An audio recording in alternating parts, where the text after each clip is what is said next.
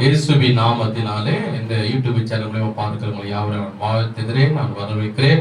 நம்ம கல்வாரி சபையில கொடுக்கிற தேவ செய்தியை நீங்கள் தவறாமல் பார்க்கிறீங்க, எனக்கு மிக்க மகிழ்ச்சி. உங்களுக்காக நான் ஜெபிக்கிறேன்.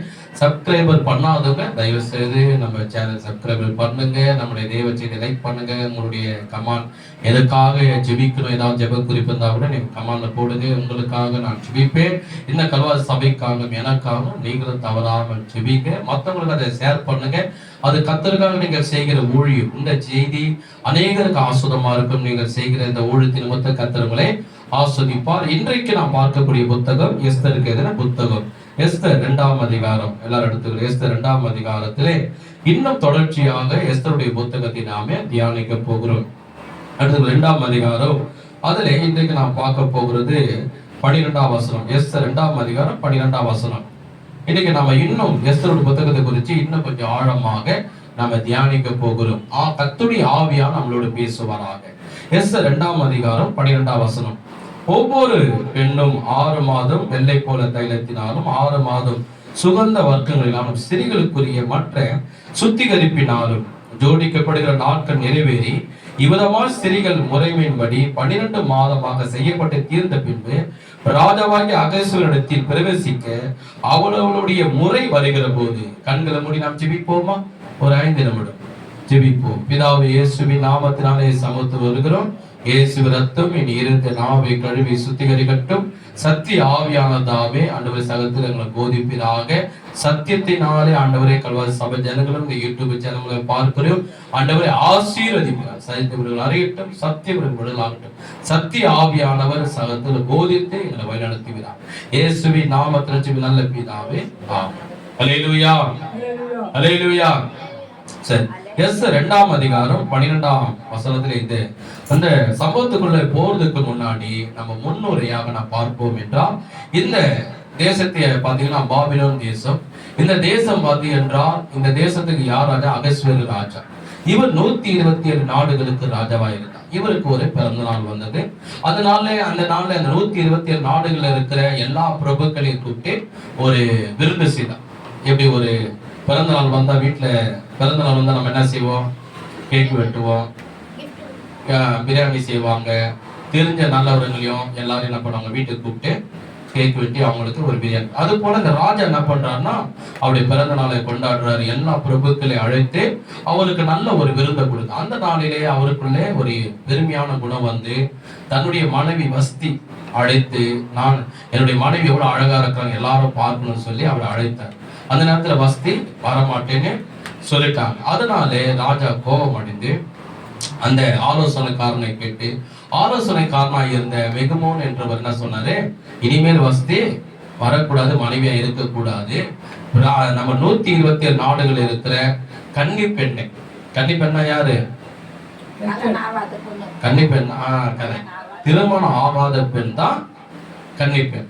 அந்த பெண்ணை தேடி என்ன பண்ணாங்க? கொண்டு வந்து சில பேர், எல்லாரும் இல்ல, 124 சில பேர் கொண்டு வந்து ராஜாவோட அரண்மனையில ஒரு இடம் இருக்கு. அந்த இடம் தான் கன்னிமடம். அந்த பேர் என்ன? கன்னிமடம். அந்த கன்னிமடத்துல இந்த திருமணம் ஆகாத பெண்களை கொண்டு வந்து வச்சுட்டாங்க. அவங்க வந்து 1 வருஷம் அந்த கன்னிமடத்துல இருக்கணும். 6 மாதம் வெள்ளை போல தைலத்தினாலும் 6 மாதம் சுகந்த வர்க்கத்தினாலும் தன்னை சுத்திகரிக்க வேண்டும். அந்த 1 வருஷம் முடிந்த பிற்பாடு, 12 மாதம் முடிந்த பிற்பாடு, 1 வருஷம் முடிந்த பிற்பாடு ராஜாவுக்கு முன்பதாக அவங்க போய் நிற்க வேண்டும். ராஜா ஒவ்வொரு பெண்ணையும் பார்த்து கொண்டே வருவார். அவரு எந்த பெண்ணை வந்து சூஸ் பண்றாரோ, தெரிந்து கொள்றாரோ, அந்த பெண்ணை அந்த பட்டத்துக்கு ராஜாவுக்கு ராணியாக ஆக்கப்படுவார். எவ்வளவு பெரிய ஒரு பாக்கியம், எவ்வளவு பெரிய ஒரு பாக்கியம். அது எந்த பெண்ணாக இருக்கலாம். அந்த சில பெண்களிலே இருந்தவங்க ஒருத்தர் தான் எஸ்தர். யாரு? யாரு? எஸ்தர். இந்த எஸ்தரை பத்தி நான் உங்களுக்கு சொல்லி இருக்கிறேன், ஞாபகம் இருக்குங்களா? சுருக்கமா சொன்னேன். இந்த எஸ்தர் பிறக்கும்போது தாய் தகப்பனை இழந்துட்டாங்க. அப்ப இவங்க பிறந்த நாள் இவங்க என்னவாயிட்டாங்க? அனாதியான ஒரு பெண்ணாங்க. இதை எஸ்தரை வளர்த்தது யாரு என்றால் மோர்தகாய் என்பவர் தான் அந்த எஸ்தரை வளர்த்தா, ஒரு தகப்பன். அப்போ இந்த எஸ்தர் வந்து அந்த கன்னி மடத்துல இருக்கிறாங்க. கன்னிமடத்துல இருக்கும் போது அங்க என்ன 12 மாதங்கள் இருக்கிறாங்க. அந்த 12 மாதத்திலே பலவிதமான இன்னைக்கு சுத்திகரிப்பு பொருள்கள் இருந்தாலும் 2 தைலத்தினால மட்டுமே இவர்கள் சுத்திகரிக்கப்பட்டார் என்று வேத வசனம் சொல்லுகிறது. 12ஆம் வசனம். ஒண்ணு வெள்ளை போல தைலம். என்ன தைலம்? சொல்லுங்க, என்ன தைலம்?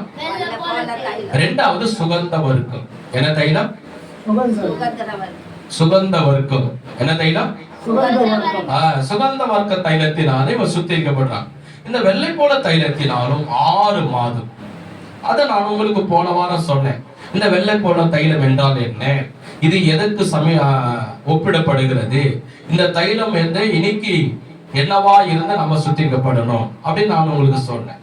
நாம இருக்கிற அந்த தைலம் என்பது இயேசுவின் ரத்தம்.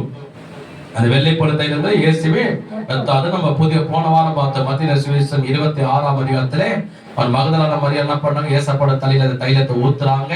ஏசப்பா அதுக்கு சொல்றாரு, இவளை தொந்தரவு படுத்தாதீர்கள், என்னை அடக்கம் பண்ணுவதற்காகவும் இந்த சுவிசேஷம் உலகம் முழுதும் அறிவிக்கப்படுவதற்காகவும் முன் அடையாளமாக இந்த தைலத்தை என் தலைமையில ஊற்றி இருக்கிறான் என்றான். கையில தட்டி கர்த்தரை ஸ்தோத்திரம் பண்ணுவோம் அப்படின்னு ஏசப்பா சொன்னார். அப்ப அந்த தைலம் எதற்கு சமமா இருக்குது என்றால் இயேசுவின் ரத்தத்துக்கு சமமா இருக்கிறது. எப்படி அந்த ஸ்திரீ 6 மாதம் வெள்ளை போல தைலத்தினாலும் தன்னை சுத்திகரித்துக் கொண்டாலோ, அதே போல அந்த கன்னி மடம் என்பது தேவ ஆலயம். கன்னி மடம் என்பது எது? அந்த எஸ்தர் என்பது யார் என்றால் சபை விசுவாசிகள். எஸ்தர் என்பது யாரு? சபை விசுவாசி. அந்த அந்த ராஜாவுக்கு முன்னாடி இந்த 1 வருஷம் பிற்பாடு போய் நிற்க வேண்டும். அந்த ராஜா என்பது யார் என்றால் ஆண்டவராக இயேசு கிறிஸ்து. அகஸ்வேரு ராஜா 127 நாடுகளுக்கு ராஜா. அந்த ராஜா தான் இயேசு கிடையாது. ஒரு ஒரு ஒரு உதாரணமாக, அதாவது ஒரு சமமாக வைக்கப்படுகிறது தவிர அந்த அகஸ்வேரு ராஜா இயேசு கிடையாது. பாருங்க, எப்படி இந்த 1 வருஷம் சுத்திகரிக்கப்பட்டு ராஜாவுக்கு முன்னாடி போய் நிக்கணுமோ, அதே போன்று இயேசு கிறிஸ்து என்னவா இருக்கிறார், இந்த முழு உலகத்துக்கும் அண்ட சராசங்களுக்கும் உலகத்துக்கும் எல்லாவற்றுக்கும் வானத்துக்கும் பூமிக்கு எல்லாவற்றுக்கும் அவர் ராஜாதி ராஜாவாக கர்த்தாதி கர்த்தராக இந்த பூமிக்கு வரப்போகிறார். ஒரு ஆமே சொல்லுவோமா, சொல்லுவோமா, சத்தமா சொல்லுவோமா, என்ன சத்தமா சொல்லுவோமா, அல்லேலூயா. அப்ப ராஜாவாக அவர் என்ன பண்ண வரப்போகிறார். அவருக்கு முன்னாடி நம்ம மட்டுமல்ல, இந்த யூடியூப் சேனல் மூலமா பார்க்கிற நீங்க மட்டுமல்ல, உலகத்தில் இருக்கிற எல்லா சபையும், எல்லா விசுவாசியும், எல்லா ஊழியக்காரர்களும் இயேசப்பாக்கு முன்னாடி நிற்க வேண்டும். அப்ப நிற்பதற்கு நமக்கு தகுதி இருக்க வேண்டும், நிற்பதற்கு நமக்கு பரிசுத்தம் இருக்க வேண்டும், நிற்பதற்கு நம்மிடத்தில் நீதி இருக்க வேண்டும். இயேசு ரத்தம், வேதம் சொல்கிறது, இயேசு கிறிஸ்து ரத்தம் சகல பாவங்களை கழுவி, இயேசுவின் ரத்தம் சகல பாவங்களை கழுவி சுத்திகரிக்கும். அப்ப இயேசு ரத்தத்தினால நமக்கு மன்னிப்பு வந்துச்சு. ஆண்டவரே என் பாவங்களை மன்னிங்கப்பா, அவர் ரத்தத்தினால கழுவுங்கன்னு நம்ம என்ன பாவம் செய்தோமோ ஆண்டவர் ரத்தத்தினால கழுவி சுத்திகரிச்சிட்டார். ஆனா நம்ம மனது சுத்திகரிக்கப்படல, நம்முடைய ஆத்மா சுத்திகரிக்கப்படல, நம்முடைய சிந்தை சுத்திகரிக்கப்படல, நம்முடைய எண்ணம் சுத்திகரிக்கப்படல. உதாரணத்து பாருங்க, இஸ்ரவேல் ஜனங்க எகிப்தில இருந்தாங்க 430 வருஷம். ஆட்டுக்குட்டி ரத்தத்தினால அவர்கள் கழுவப்பட்டு எகிப்திலிருந்து விடுதலாகி வந்தாங்க, பாவ மன்னிப்பை பெற்று வந்தாங்க. ஆனா வனாந்தரத்துல 40 வருஷம் இஸ்ரவேல் ஜனங்கள் இருக்கும் போது அவருடைய பேச்சு எப்படி இருந்தது தெரியுமா? என்ன இதான் உணவு, இதே உணவு சும்மா ஆண்டவர் கொடுக்கிறாரு, ஒரு நல்ல உணவு கொடுக்க கூடாதுன்னு கேட்டான். ஆண்டவரை முறுமுறுத்தான், தேவனாய் கர்த்தரை கொலை சொன்னாங்க. என்ன வனாந்தரத்துல கொண்டு வந்துட்டாரு, அடிக்கிற வெயில்ல பாறை இருக்கிற இடம், பாம்புகள் இருக்கிற இடம், வனாந்தரத்துல தேள்கள் இருக்கும், பாம்புகள் இருக்கும், குடிக்க தண்ணி கூட இல்லையேன்னு கர்த்தரை முறுமுறுத்தான். அப்போ அவங்க ஆட்டுக்குடி ரத்தத்தினால கழுவப்பட்டு வந்தாலும் அவங்களுடைய புத்தி அப்படியேதான் இருந்து, பழையபடியே தான் இருந்து, பழைய சுபாவம், பழைய குணம், முறுமுறுக்கிற குணம், ஆண்டவரை கேள்வி கேட்கிற குணம், பல சொல்ற குணம் அப்படியே இருந்தது. அதேதான் இஸ்ரவேல் ஜனங்கள் தான் யாரு, இன்னைக்கு சபை விசுவாசிகள். நம்ம ரட்சிக்கப்பட்டோம், ரத்தத்தினால கழுவப்பட்டோம், ஆனாலும் நம்முடைய புத்தி இன்னும் மாறல, நம்முடைய பேச்சு இன்னும் மாறல, நம்முடைய குணம் இன்னும் மாறல, நம்முடைய சுபாவங்கள் இன்னும் மாறல. அது மாறுவதற்காக என்ன வேணும்? வேதம் சொல்லுகிறது, ஏசப்பாக்கு முன்னாடி நிற்பதற்கு நம்முடைய ஆவி, நம்முடைய ஆத்துமா, நம்முடைய சரீரம் எல்லாமே குற்றமற்றதாக, பிழை இல்லாமல், மாசற்றதாக அவருக்கு முன்னாடி நிற்க வேண்டும். ஏனென்றால் ஏசப்பாக்கு நம்ம என்னவாய் மாற போகிறோம்? ஒரு நல்ல மனவாட்டியாய் மாற போகிறோம். ஏசப்பாக்கு முன்னாடி நம்ம நிற்கும் போது அவர் நமக்கு மனவாளனாக, நாம மனவாட்டியா நிற்க வேண்டும். அந்த மனவாட்டியா நிற்பதற்கு நம்மிடத்திலே நீதியும் பரிசுத்தமும் உண்மையும் உத்தமா இருக்க வேண்டும். அது உடனே மாறாது. அவர் ரத்தத்தினாலும் அவருடைய வசனத்தினால மட்டும்தான் அது மாறும். ஒரு ஆமே சொல்லுவோமா? ஒரு அல்லேலூயா சொல்லுவோமா? உச்சாமா சொல்லுவோமா? சத்தமா சொல்லுவோமா? அல்லேலூயா. அப்போ இந்த என்ன பண்றாங்க? முதலாவது வெள்ளை போல தைலத்தினால சுத்திகரிக்கிறாங்க. அந்த வெள்ளை போல தைலம் என்பது இன்னைக்கு நமக்கு சமமா இயேசு ரத்தம். அந்த ரத்தத்தை நம்ம என்ன பண்ணுவோம்? காலை எழுந்த உடனே, ஜெபிக்கிற உடனே, நம்ம சர்ச்சுக்கு வந்து பிரேயர் பண்றதுக்கு முன்னாடி, ஆராதிக்கிறதுக்கு முன்னாடி, சத்தியத்தை கேட்கறதுக்கு முன்னாடி, பைபிளை படிக்கிறதுக்கு முன்னாடி நம்ம என்ன செய்யணும்? ஏசப்பா ரத்தத்தினாலே என்னை கழுவி, இயேசு ரத்தத்தினாலே என் சரீரத்தை கழுவி சுத்திகரி, வாய்நாள் அறிக்கை செய். சொல்லுவோமா? ஏசப்பா, கண்ணை மூடுங்க, சொல்லுங்க. ஏசப்பா, உம்முடைய ரத்தத்தினாலே என் சரீரத்தை கழுவி சுத்திகரி. ஏசப்பா, உம்முடைய ரத்தத்தினாலே என் ஆவியை கழுவி சுத்திகரி. இயேசு ரத்தத்தினால் என் ஆத்துமாவை கழுவி சுத்திகரி, என் மனதை கழுவி சுத்திகரி, என் சிந்தனை கழுவி சுத்திகரி. ஆமென். அல்லேலூயா. இதை நம்ம என்ன பண்ண? தூங்கி எழுந்தவுடனே ஒவ்வொரு நாள் அறிக்கை செய்யணும். ஜெபிக்கிறதுக்கு முன்னாடி அறிக்கை செய்யணும். ஆலயத்து வந்து ஆராதிக்கிறது முன்னாடி அறிக்கை செய்யணும். வசனத்தை கேட்கறது முன்னாடி அறிக்கை செய்யணும். பைபிளை படிக்க முன்னாடி அறிக்கை செய்யணும். அப்ப அந்த ரத்தம் என்ன பண்ணோம்? இயேசு ரத்தம் நம்ம மனது, நம்முடைய சிந்தனை, நம்முடைய இதயத்தை எல்லாம் ஏசப்பா கழுவி சுத்திகரி. எப்படி நம்ம தூங்கி இறந்த உடனே குளிச்சுட்டு வந்தா ஃப்ரெஷ் ஆகுது உடம்பு. அப்பா குளிச்ச உடனே உடம்பு எப்படி இருக்கு? அப்பா அது மாரி இயேசு ரத்தத்தினால கழுவும் போது நம்முடைய ஆவி, ஆத்மா, சரீரம் எல்லாம் தேவனுக்கு முன்னாடி ஃப்ரெஷ்ஷா இருக்கும். அப்படி புதிதாக இருக்கு. ராமே சொல்லுவோமா? சரி, 2வது 6 மாதம் வெள்ளை போல தைலத்தினாலும் 6 மாதம் சுகந்த வர்க்கங்களினாலும் இருக்கு பாருங்க.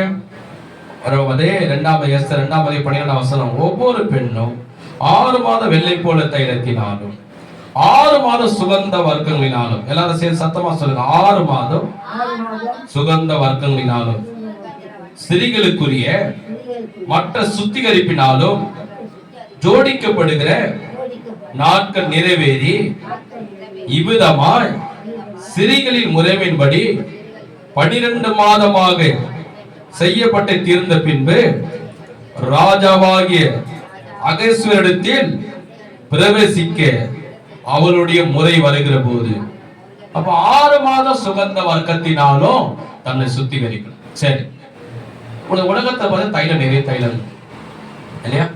நனுவோ தைலம் வந்துச்சு, அமிர்தானம் வந்துச்சு, நீலகிரி வந்துச்சு, துளசி தைலம் வந்துச்சு, என்னென்னவோ சொல்றாங்க. சென்ட் கூட பார்த்தீங்கன்னா நிறைய சென்ட் வந்துச்சு, பாகு வந்துச்சு, என்னென்னவோ சென்ட் வந்துச்சு. நான் சென்ட் யூஸ் பண்ணது இல்லை. ஆனா இந்த இடத்துல சுகந்த வர்க்கத்தினாலும் சொல்லப்படுது. அப்ப இந்த சுகந்த வர்க்கம் உள்ள தைலத்தினால் என்ன விசேஷம் இருக்கிறது? அது எப்படிப்பட்ட தைலம்? சுகந்த வர்க்க தைலம் எப்படிப்பட்ட தைலம் அப்படின்னு கொஞ்சம் முன்னுரையா நான் உங்களுக்கு சொல்ற கவனிங்க.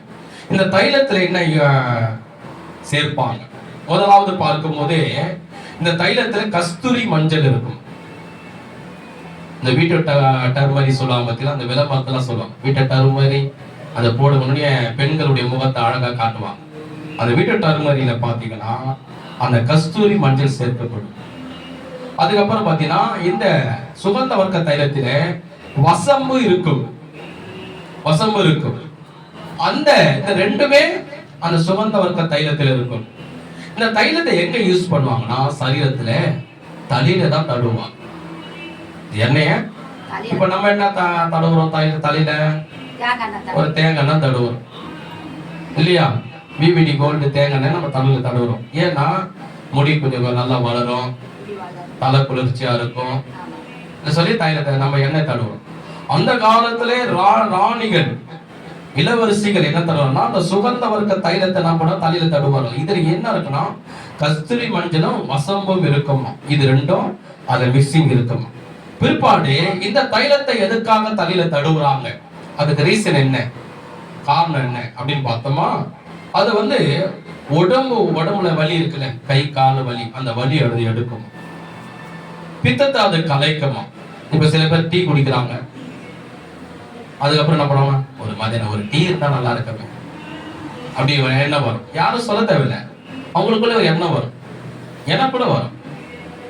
சாயந்தரம் தூங்கி இருந்த உடனே அப்பா இப்பதான் தூங்கி இருந்தேன், சாயந்தரம் 4 மணி 5 மணி ஆயிடுச்சு, ஒரு டீ குடிக்கலாமே, டீ குடிக்கணும் ஒரு எண்ணம் வரும், ஒரு ஆசை வரும், எனக்கு கூட வரும், எல்லாருக்கும் வரும். அதுதான் என்னதுன்னா பித்தத்தை அது உண்டாக்கிச்சுன்னு அர்த்தம். பித்தம் உண்டான உடனே ஆட்டோமேட்டிக்கா உனக்கு அந்த ஆசை டீ குடிக்கணும். காலை எழுந்த உடனே டீ குடிக்கணும், சாயந்தரம் ஆன உடனே ஒரு சில பேர் எப்பவுமே டீயே குடிச்சிட்டு கிடப்பான். சாப்பிட்றாங்களோ இல்லையோ, ஒரு அம்மா ஐயா எனக்கு சாப்பாடே தேவையில்லையா, டீ இருந்தா போதும் ஐயா.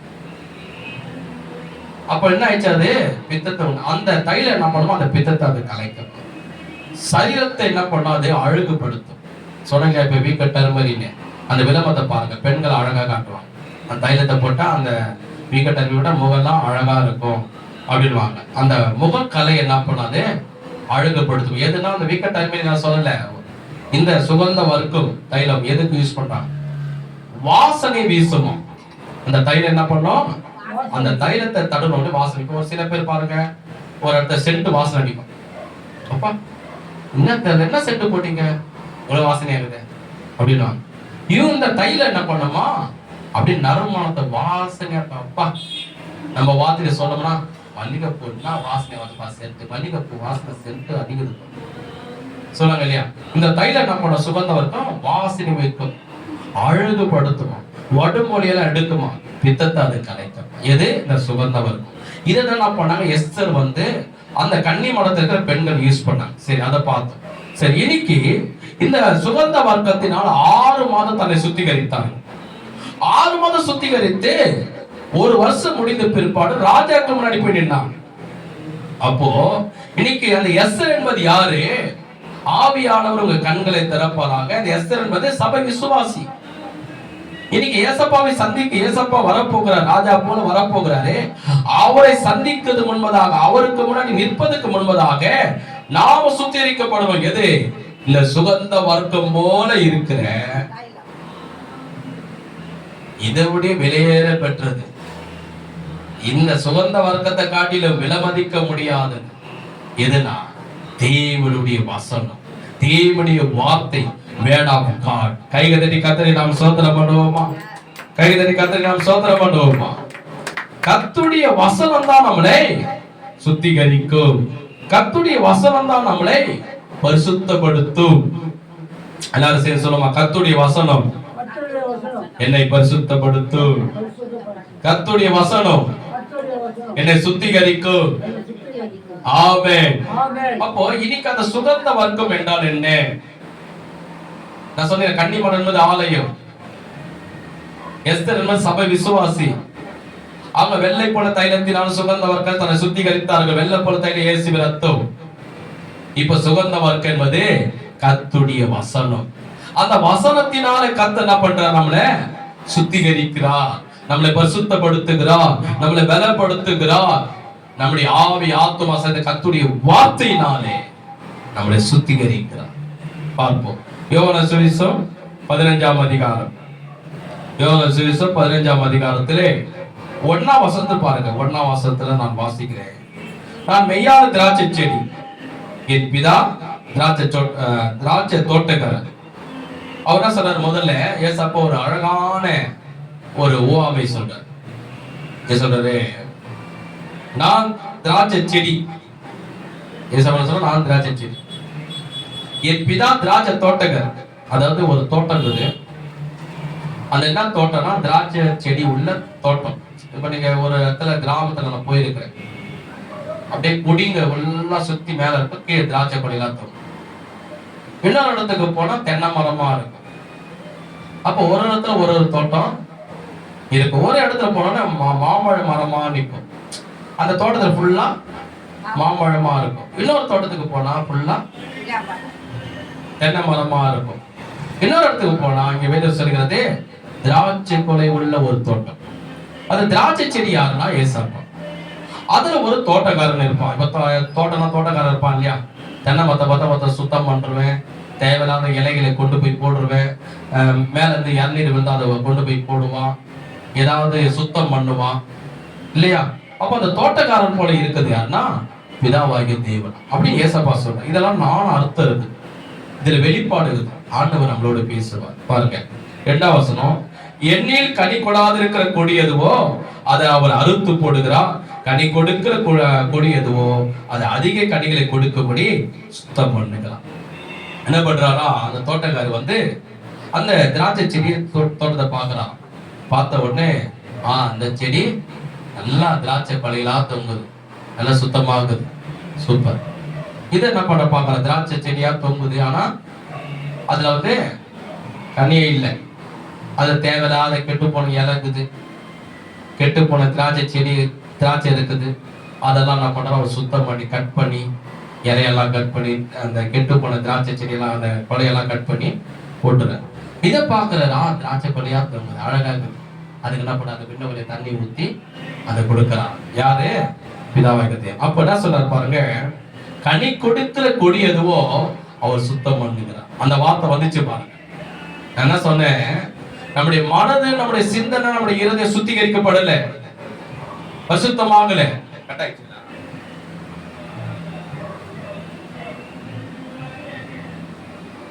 அப்ப நான் பண்ணும்போது வீடியோ பண்ணுங்க.